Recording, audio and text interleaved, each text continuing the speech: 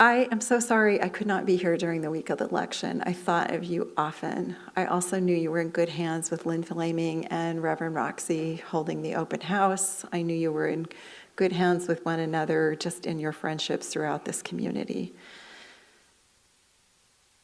I watched the YouTube of Bruce Gorley last Sunday up here, and he was with you too. And it was a hard message, but I thought it was hopeful in several parts, especially that we can, as a nation, swing out of extremism, or we at least swing somewhat out of extremism.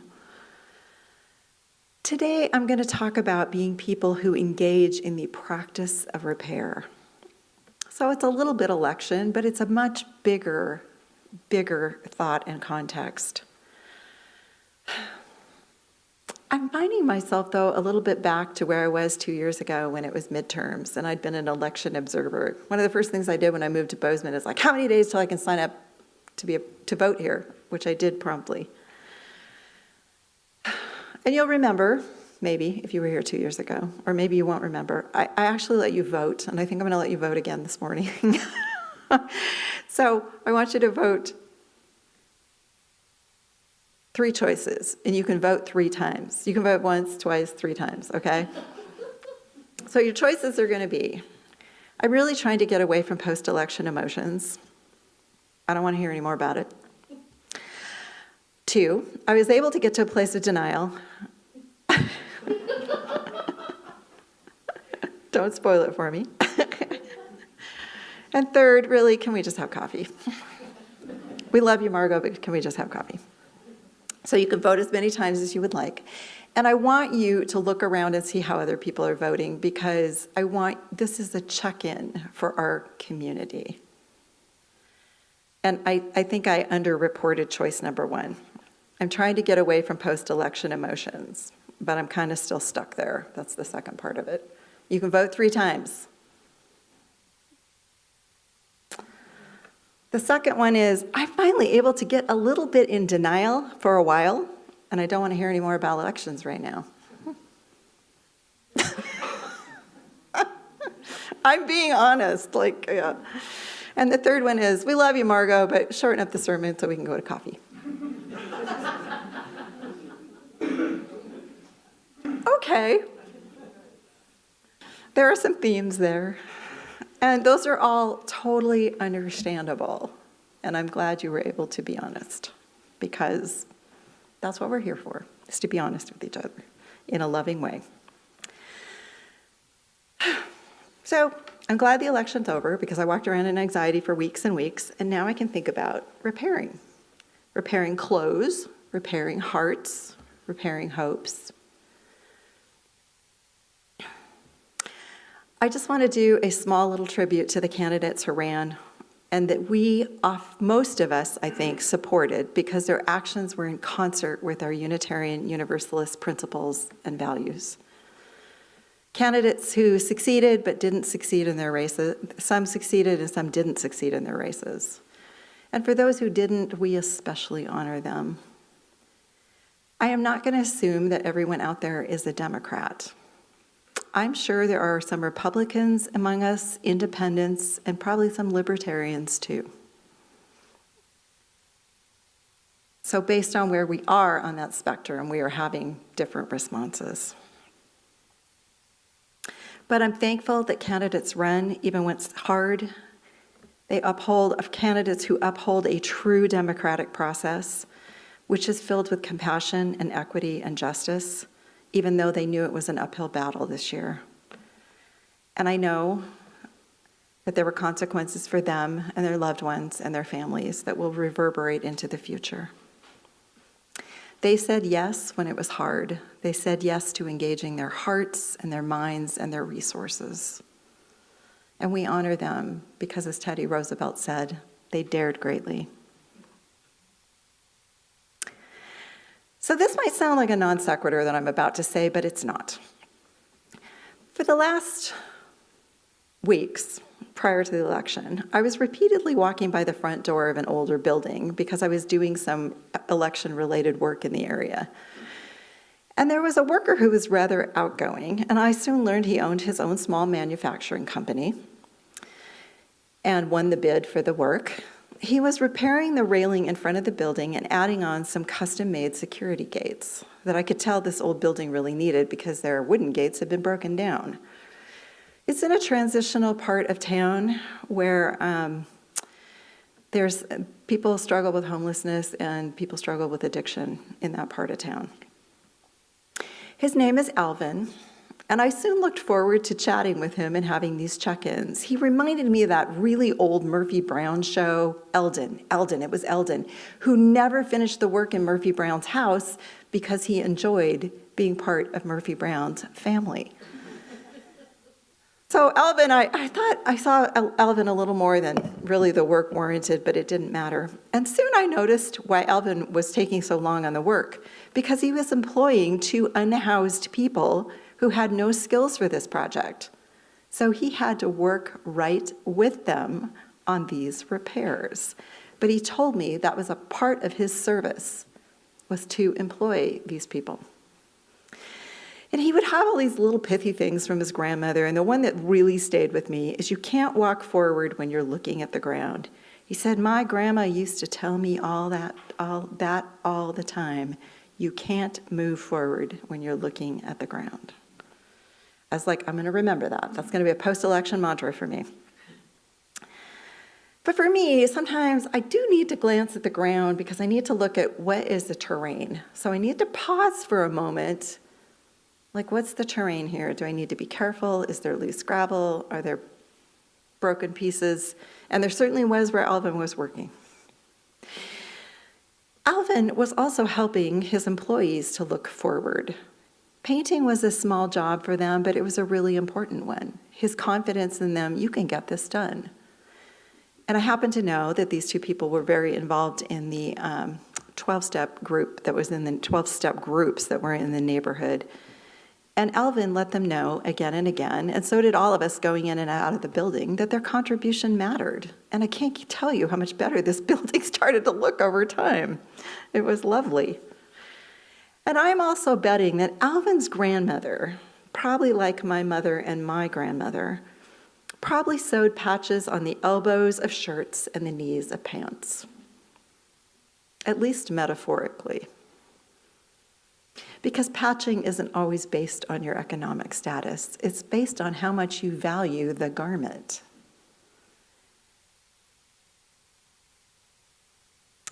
So Alvin and his team engaging in repair, in the wind and the chill, and validating others as a process. And quite frankly, shoring me up every time we had these little conversations. So it made me start thinking about the shoring up at UUFB. If you're newer here, you don't know that we are replacing those front doors out there. And apparently, the perfect person to ask is here this morning. Apparently, those front doors out there are rather old. They have been in service for a really long time. So parts need to be repaired on the side and the framing, and then the doors need to be replaced. And you can think at initial glance that this is about budgets, getting bids, supervising the work, paying the fee, paying your stewardship pledge. May I just add that in? But it's so much more than that. It's so much more. First, it was about noticing the problem. Experiencing the discomfort of those doors and saying something about it. They're old. They are extremely hard to close, and volunteers have to, and then we go around and we double and triple check sometimes. And the staff gets distracted into this. I have been distracted into that many more times than once. A lot of people were involved in that decision making. There was the people who noticed the problem. There were people that noticed the volunteers and the staff struggling with the problem. Then there was the Interior Design Committee, and then there was the board, and then there was all of you who have pledged in years past and put money in that capital improvement so that the money was there when we needed it. And believe me, we need it. And so picking up this task of repair was a shared vision. And it took courage to vote and release a good chunk of that money. So workers will get paid, but volunteers had to shepherd this process or it would not have happened. So a thank you to the board and the safety team and the interior design committee and anybody else who had their fingers in this, who I happen to know one of them is sitting over here. And for those of you who are newer, this is the old part of the building, and all of this and what goes on behind here, these are all additions that this fellowship pulled together with great vision and really hard work. And it's a beacon for vision for generations to come. There was repair and there was addition. So first, it's about noticing the problem. It's about experiencing discomfort and saying something about it. And then it's about building a vision. So I'm going to say a couple things about the election, because I want to apply this to how we go forward. And if the rhetoric of some of our newly elected people comes to pass, the actions will land more catastrophically for some than for others. I'm a white, middle-class woman, and I think I can weather the storm. But there are many people who aren't in that position. Those people can be us in this room, immigrants, trans folks, people of color, others, people living on the margins for whatever reasons, who fear for their safety and their rights. We all just want to thrive. We all want safety for our families and our loved ones. That's what we want. We all want an economic opportunity. So let's notice that discomfort around us. And it's more than discomfort for some people. It is true terror. But let us meet it with our hearts and our hands and our time and our money and stand with them. And what we do in our community here shores us up to go out and do that greater work.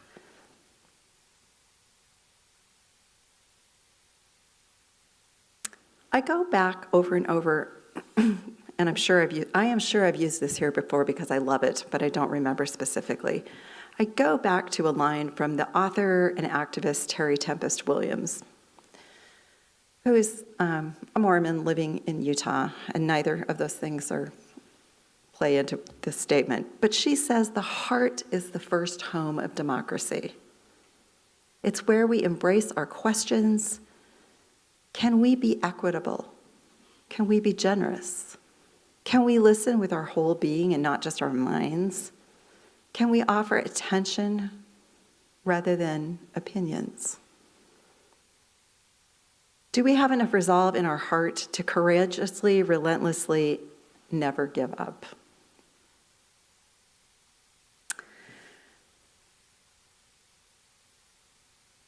So given the reports of voters that I hear over and over again on NPR and other sources, and I'm just going to be brutally honest here, and I am aware I'm on YouTube, I don't trust my fellow citizens to join with us in our determined pursuit of a living democracy. There are people who said, yes, I hear the hateful, sexist, racist, fascist, transphobic statements, but my current circumstances are more important than what is good for everyone in this country and what maintains true democracy. I will own that, and I hate that I'm having that thought. I hate that I'm having that thought, but I am being brutally honest, I am having it.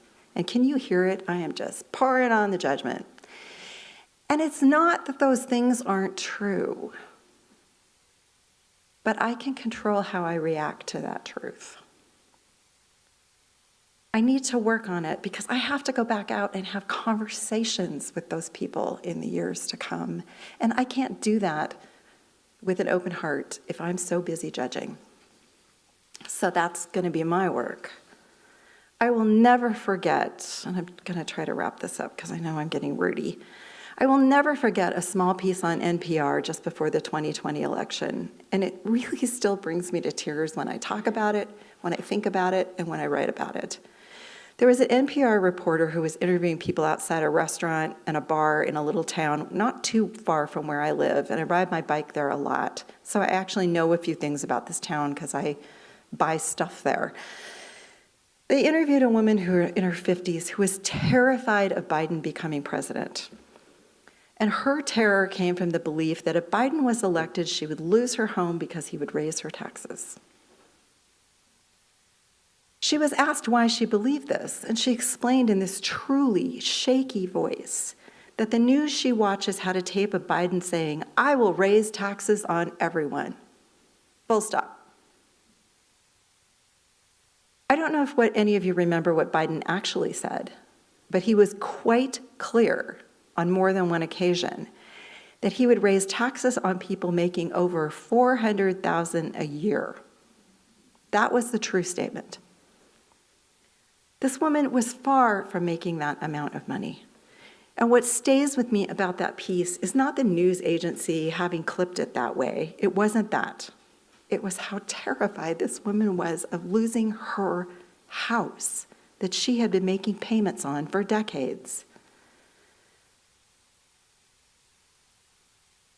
So I've seen the cropped clip, and I've seen the full version. And what makes me so crazy about this is they made her a deliberate victim of false reporting. They terrorized her, they victimized her. She was targeted to be implanted with fear and hopelessness. And I can only imagine, because Biden didn't win that year, how long it took her to realize that she wasn't going to lose her house. And I pull up that story so that I can marshal my compassion so that I, in the future, can talk to any voter. Because again, we all want safety. We all want a decent place to live. We all want our families. We want the same things so often. However, and I'm going to wrap up with this, I also think we just need some relief from what we've gone through over the past few months. I'm going to work on assuaging my fears. I'm going to work on my compassion. I'm going to work on dialing back judgment. I want to be thoughtful. I want to be factual, but that's different than piling a bunch of judgment. So first, I am just going to pretend it's all not happening. I'm not reading much news. I'm not listening to much NPR for a chunk of time. I'm leaning into support of groups that I'm with. I'm taking in some of the beautiful fall afternoons. I went back to yoga on Friday mornings. I've decided in the next few weeks I'm going to visit a Mexican and a Venezuelan family that are in my neighborhood. I know that one of those families has undocumented extended family members. I'm going to share my concern for their welfare, but I am going to rest for a while.